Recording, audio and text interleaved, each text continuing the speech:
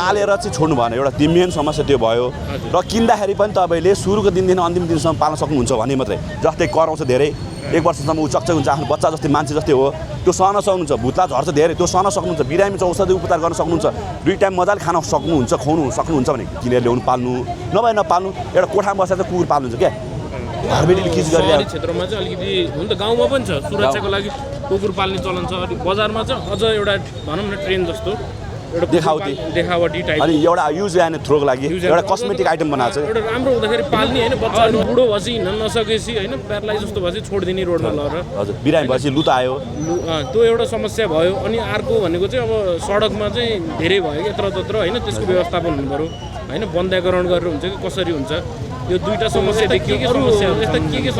समस्या त अब हामी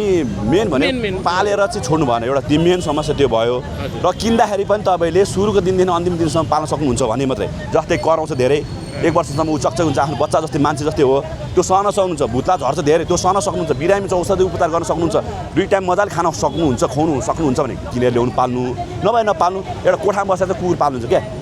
घरबेटीले किच गरिरहेको हुन्छ त्यहाँ समुदायले किच गरिरहेको हुन्छ कराउँछ नि बिचार ऊ त उसको ड्युटी नै रातभरि कराउने हो अनि अर्को यो कुकुरकै शौचालयको पनि व्यवस्था छ नि मान्छेहरूले लड जथाभावी शौचालय हो त्यो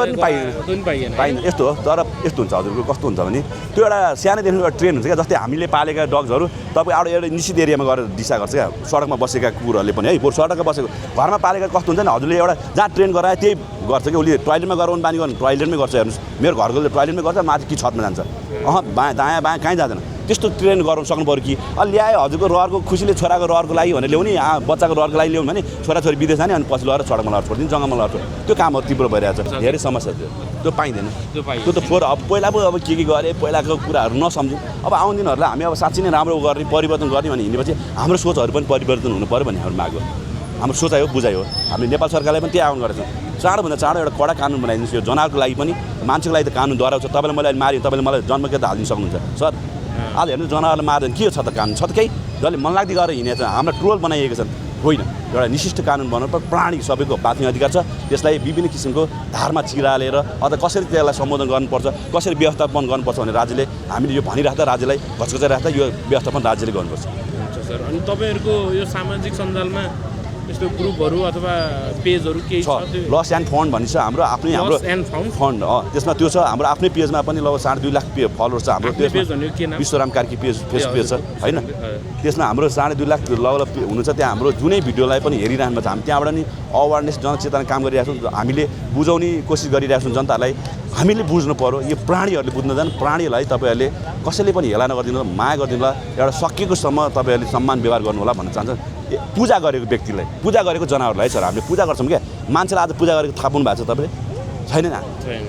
आज जनावरलाई हेर्नु त गाईलाई पूजा गरिन्छ यो देश यस्तो राष्ट्र हो क्या आज कुकुरलाई पूजा गर्ने देश भैरव बान भन्ने चिनिन्छ भैरवको मन्दिरमा उहाँ बसन्तपुरमा जानुहुन्छ पूजा गर्न अनि तपाईँ त्यही यताबाट आएपछि कुकुरलाई कुर्नुहुन्छ के छ अर्थै रहन्न त्यो गाईलाई हेर्नुहोस् त आज लक्ष्मी आज हाम्रो राष्ट्रिय जनावर लक्ष्मी माता भनेर पूजा आज बाँदरको कुरा गरौँ न आज हामी बाँदरबाट आज मान्छे भएको र बाँदरलाई हनुमान देवता भनेर पूजा गरिन्छ क्या होइन बिरालोले हेर्नुहोस् काल लक्ष्मी काल भैरव के अरे काली माता भनेर पूजा गरिन्छ सबैको आफ्नो विशेषता भएको चिजहरूलाई चाहिँ नमारौँ भन्ने कुरा हो जस्तै अब खसीको कुरा आउँला कुखुराको चाहिँ त के गर्छ भन्ने कुरा नि आयो हामीलाई यहाँ त्यसको आफ्नो एउटा क्राइटेरिया छ नि तर त्यो चिजहरूलाई पनि खसी बाख्राहरूलाई पनि सार्वजनिक स्थलमा काट्न मिल्दैन र अर्को हाम्रो मुख्य भूमिका अर्को अझ हाम्रो मुख्य माग भनेको कुनै पनि मठ मन्दिरमा बलि प्रथा गर्न पाइँदैन अन्त्य गर्नुपर्छ यसको तपाईँहरूले पूजा गर्नुहोस् खानुहोस् आफ्नो तरिका तपाईँको हक हितको लागि तपाईँको लोकतन्त्रको लागि हामी बोल्न हामीले त्यो उत्ति पनि ठान्छौँ तर मठ मन्दिरमा मार्न मिल्दैन काट्नु मिल्दैन यो सर बलि प्रथा त फेरि हाम्रो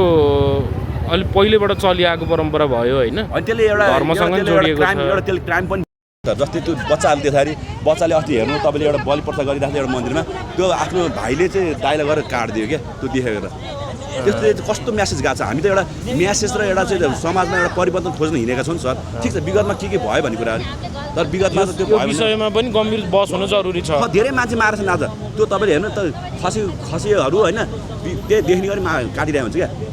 अनि राँगाहरू हेर्नु त तपाईँ झुन्या त्यस्तो ल्याइरहन्छ ती काटिरहन्छ त्यो बच्चाहरू देखेर के सिक्छ त अनि उसले पनि मान्छेहरू लगाएर हामी काट्ने भइरहेको छ क्या त्यो कुराहरूको अन्त्य गर्नुपर्छ तपाईँ गर्नुहोस् गर्नु तर बढी पर्दा हामीले धर्म गरेर त्यो अरूको ज्यान मारेर अनि त्यो आफ्नो स्वार्थ पुरा हुन्छ त हुँदैन नि सर कहाँ हुन्छ त अनि पशुहरूलाई चाहिँ होइन यो वध गर्न ल्याउँदाखेरि जस्तै अब तराईतिरबाट ट्रकमा हालेर कोचाकोच गरेर होइन कोही यता घाउ भएको हुन्छ कोही नाकबाट आइरहेको हुन्छ होइन त्यो विषयहरूमा पनि तपाईँहरूले आवाज उठाइरहनु भएको छ। त्यो त ध्वनिमा कडाइ गर्नै पर्यो भने चाहिँ ध्वनिमा मेन ध्वनिमा कडाइ गर्नु पऱ्यो। उसको जति मापदण्ड छ त्यो अनुसारले उनीहरूले बोकेर ल्याउनु पऱ्यो। त्यो हेर्नु नाका नचलाएर पुछर बाँधा दिने गर्छ। हामीले त्यो देख्यौँ भने त हामीले अब कारबाही पनि भइरहेछ। प्रहरीज्यूहरूले पनि समय राख्नु भएको छ र गोरु तस्कर गर्ने गाई तस्कर गर्नेलाई नि हामी 3-4 वर्षसम्म 6 वर्षसम्म जेल हालेको छौँ। अझै हाल्छौँ। त्यस्ता तस्करहरू पनि गर्नु पाएन। किन तस्कर गर्ने तपाईँले यार गाईबाट कुकुरबाट तस्कर गरेर जनावर तस्कर के कमाउने भने क्या काम गर्नुहोस् बिजनेस गर्नुहोस् न यार। आज यहाँ गाई तस्कर हुन्छ गोरु तस्कर हुन्छ सर। यहाँ त यस्तो नेपाल हो क्या हो। अब यो नेपाल सरकारले अहिले आएको नयाँ सरकारले पक्कै पनि यसको चाहिँ सुनाइ सुन्नुहुन्छ र यिनीहरूको लागि पनि केही व्यवस्थापन गर्नुहुन्छ। त्यो गर्नैपर्छ भने हामी माथि गणमण्डलमा निरन्तर आन्दोलन गर्छौँ। हुन्छ सर, समयको लागि धन्यवाद।